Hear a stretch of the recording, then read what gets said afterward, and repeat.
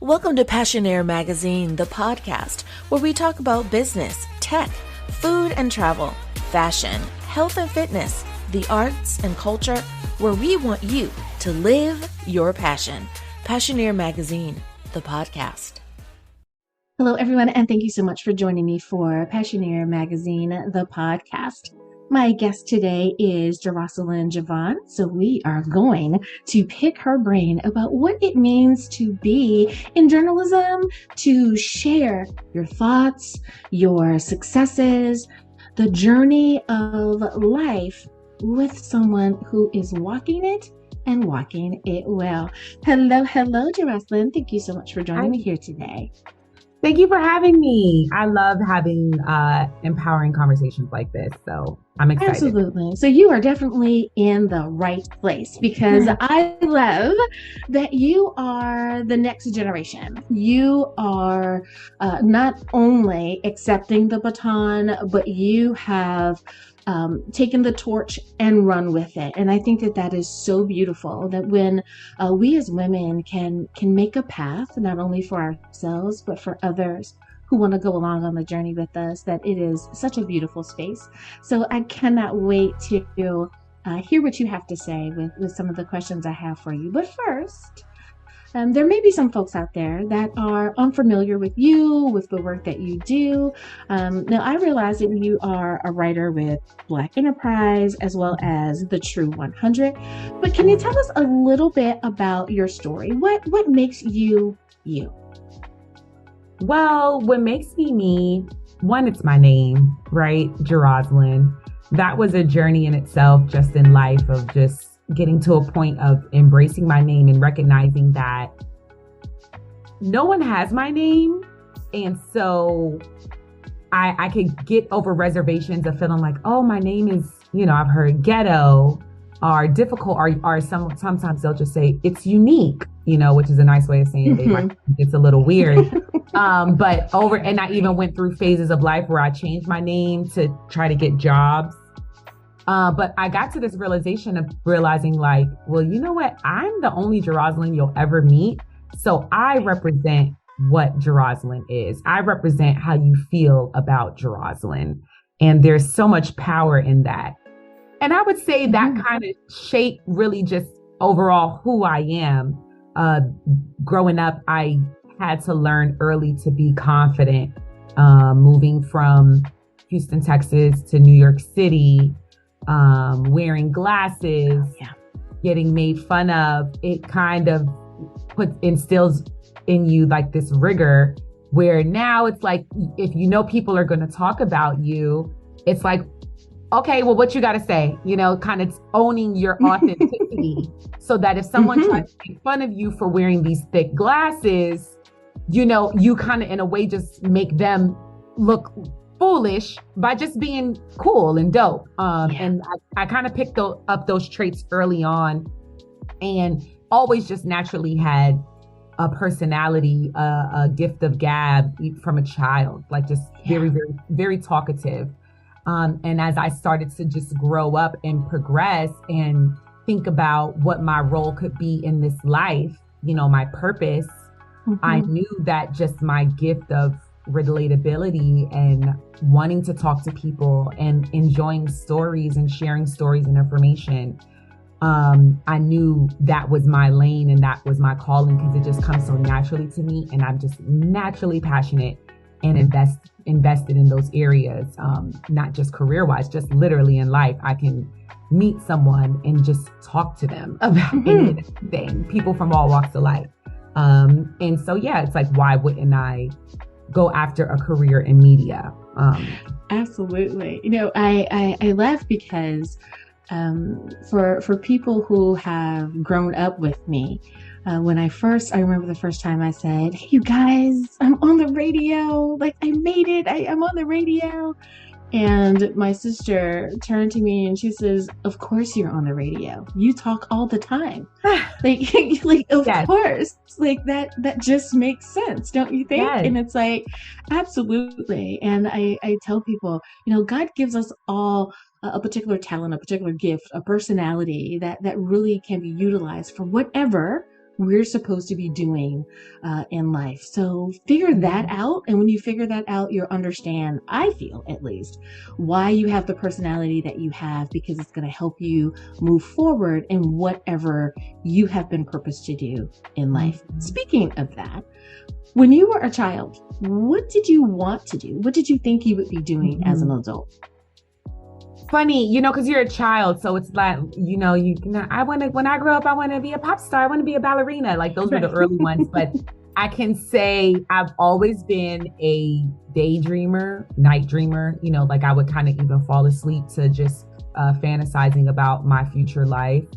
And I can remember as early as maybe like 7 or 8 years old, envisioning myself as like this boss executive woman who was kind of like directing photo shoots. So I guess probably like a Devil Wears Prada without even ever seeing that movie at that time. I just was envisioning myself as this like boss executive woman, and having like a hunk of a husband and a nice big house.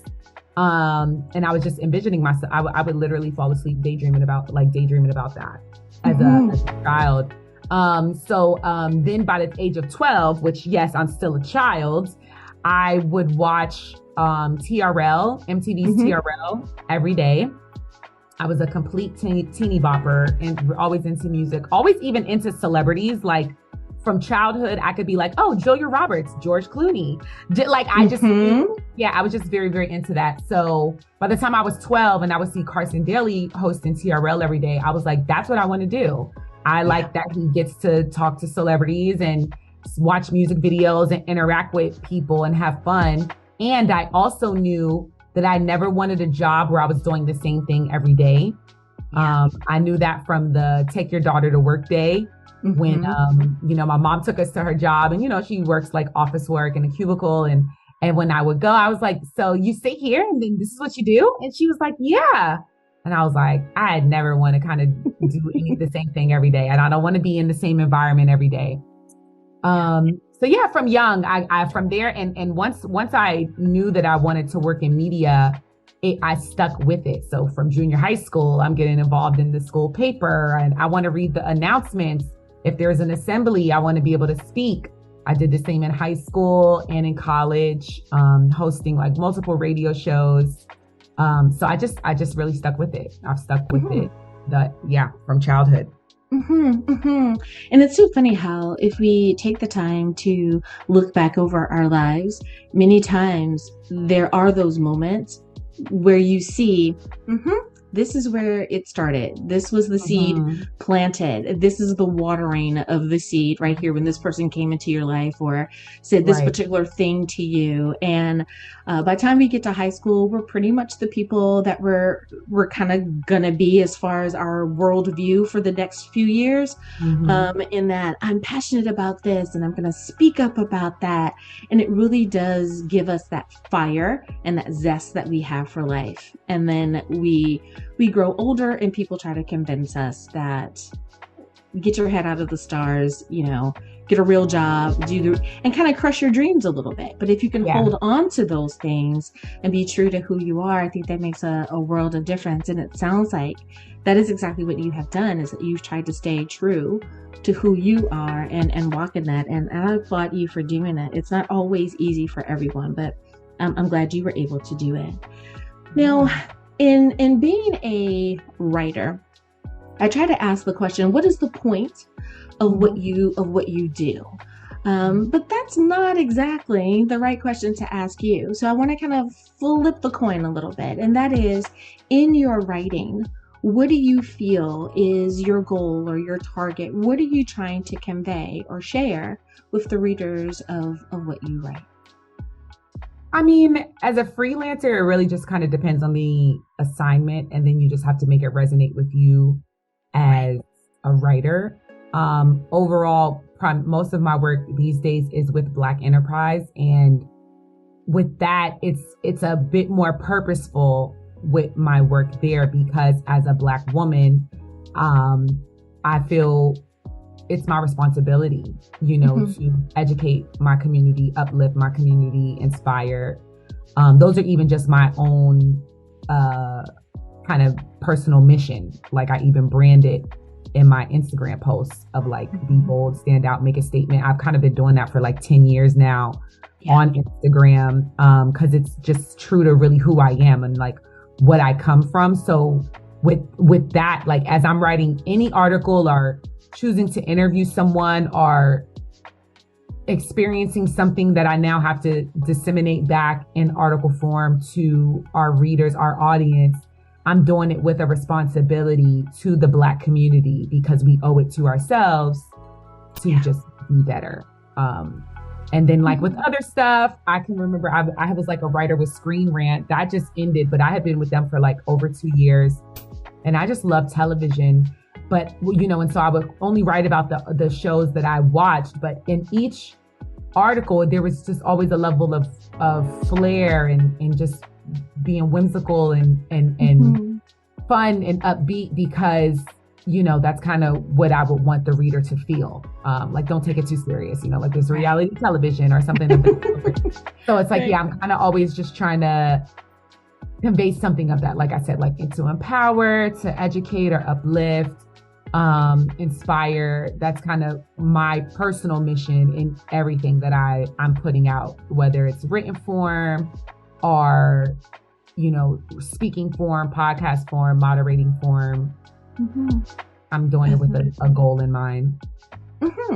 As I think there should be, at least I think we agree on that, is that there should be an end goal. There should be something that you are trying to accomplish, that it shouldn't be haphazard. It shouldn't just be, oh, well, let me get up and do this. That there should be a point to the message of what you're trying to share. So, yep, I agree with you. I agree with you there. Leave people better, having heard or shared or read something that you've done. So, yeah, I agree with you there. Now, speaking of giving that advice, if there is there a piece of advice, something that you wish you had heard, something you wish you had known, your younger self? Now that you have experienced all that you've experienced and you've picked up these nuggets of wisdom along the way, is there something that would have made a difference 10 years ago that you know now? What is that? Freelance. But again, like I was still coming from like an earlier generation of you go to college, you get out of college, you work a normal job. And there was just so much opportunity that I didn't know was out there because I didn't know to like apply for like just freelance work.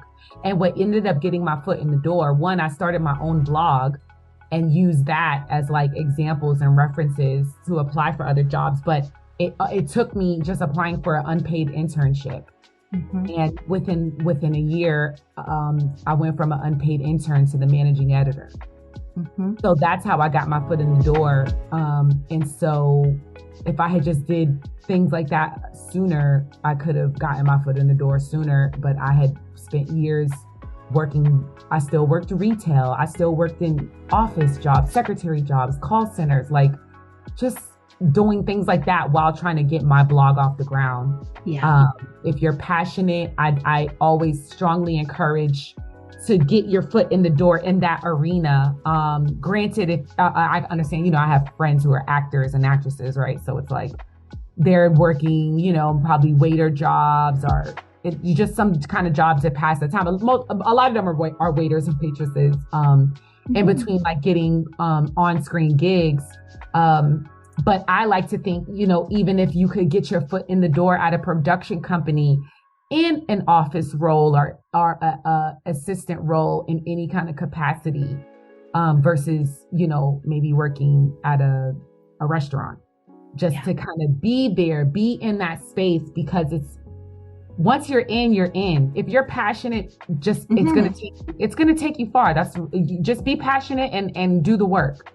But get your foot in that door, get in. And so that's the only thing I would have told my younger self, like, girl, apply to some internships or some freelance gigs for writers. Cause I already had the skill. It's just companies, I was going for like full-time jobs. It's just like, it was real different. And we've evolved a lot in these last 10 years. where Yes. someone named, someone named Jeroslyn could get hired. Like I was still going to interviews and they might have just interviewed me for a quota because these companies were not diversified even 10 years ago. Like we're just now starting to have these conversations after 2020 where companies are holding themselves more accountable with bringing more people in the room. But it's still a lot harder when I was graduating college, like over like 10 years ago. So and you're so right there. I mean, we can Google the number of times that someone was a form of a whistleblower or kind of leaked some information in email or so that said, hey, if the people have a name that sounds like this, like a Isha name, Darlisha, Kalisha, or whatever, we're just going through the motions, but we're not gonna do anything with those particular applications. And that is starting to come to light more and more. So you're spot on there. And I have to agree. 10 years, when we were younger, 10 years didn't seem like it meant anything. We didn't understand why the adults would always look at things in segments of 10 years.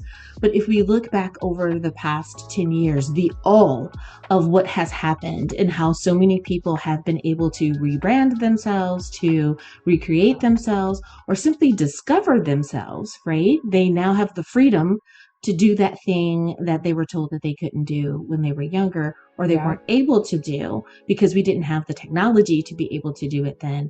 It is really changing people's lives. So absolutely. Definitely. Well, speaking of that passion, and you mentioned this before, but I want to give you a little bit more time to expound on it, and that is keeping that passion for your purpose.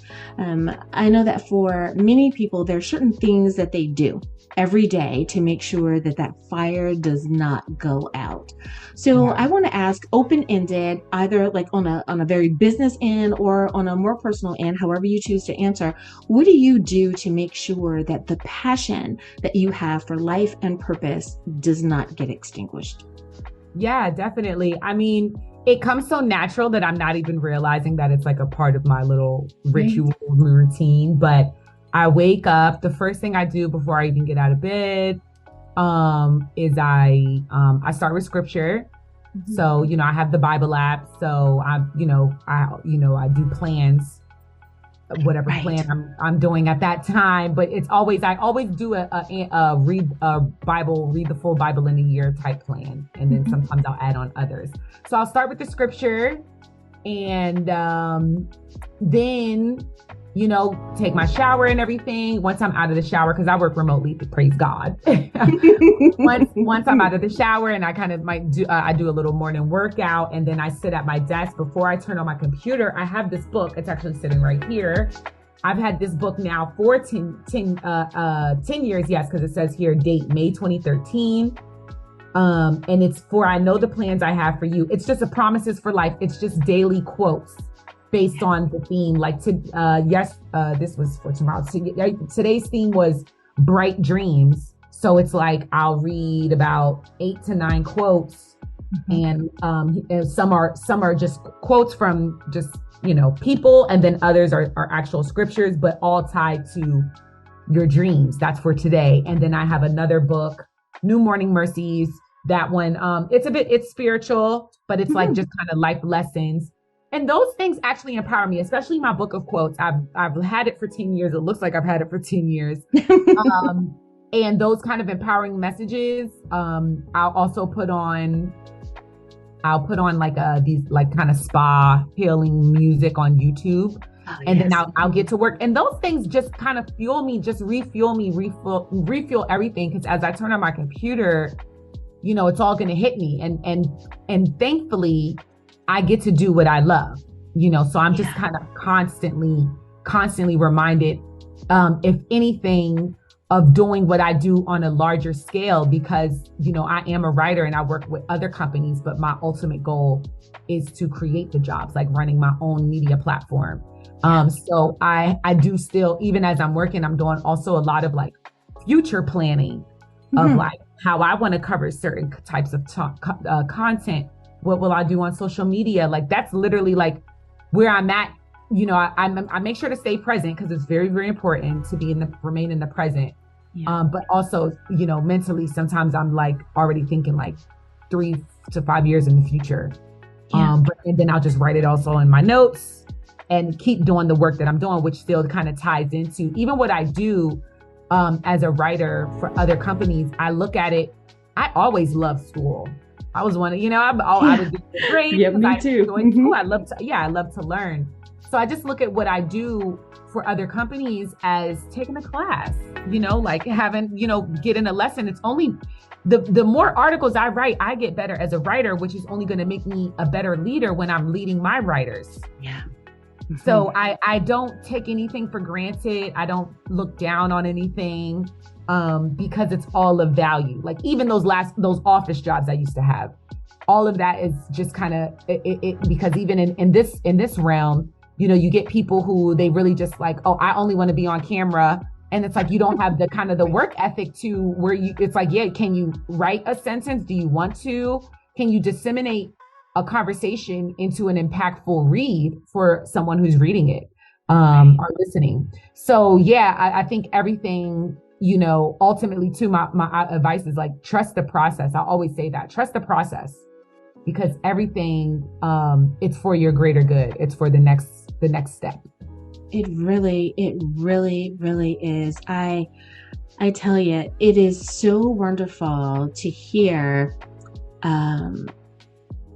people be able to articulate their passion in a way that sounds authentic, right? Mm-hmm. So many times we can regurgitate these talking points, right? We hear all these wonderful things, or we read these things and go, oh, that's a really good sentence. Let me commit that to memory and I'm going to use that along the way.